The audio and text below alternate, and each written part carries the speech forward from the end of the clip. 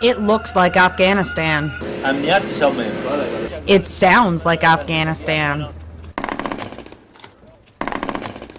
It feels like Afghanistan. But this town is half a world away and a whole lot safer.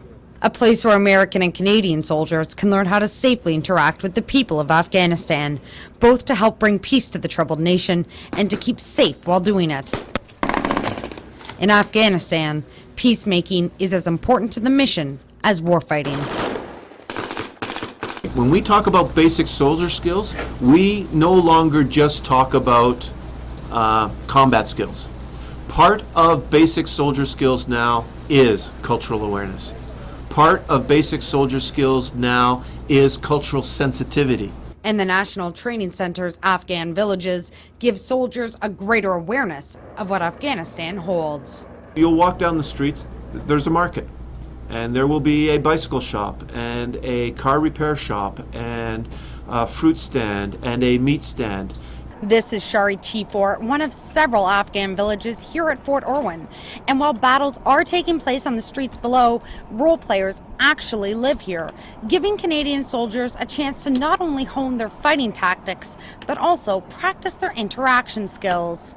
In terms of culture, because these are Afghans who are hired by the National Training Center, as we would do in Canada, they have an understanding, obviously, of the Afghan culture, and they are strongly encouraged to play that culture here. So if you offend them by pointing at them, they will react accordingly.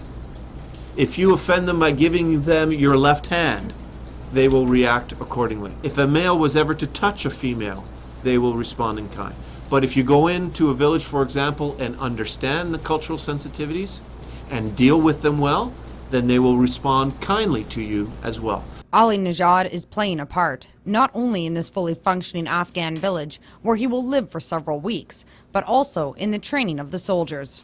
In my opinion, they are being accustomed to the language, to the signage, and to the traditions, especially how to behave towards women. He will speak only Farsi to soldiers and behave as if this village is Kandahar.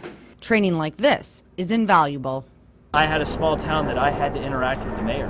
I had to sit there and they start having riots in the streets and it's like, oh man, I'm the guy in charge. And you had to sit there and actually find out what they're upset about. You had to fix their problems, then work with the government, try and improve the town.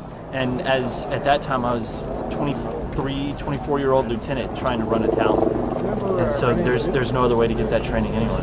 Without this training, soldiers may enter Afghanistan well equipped to fight, but poorly equipped to deal with important situations that arise when dealing with the country's inhabitants. We know that they will be sent to Afghanistan, to an inherently dangerous place, and they will have all the training and the skill sets required to deal with it.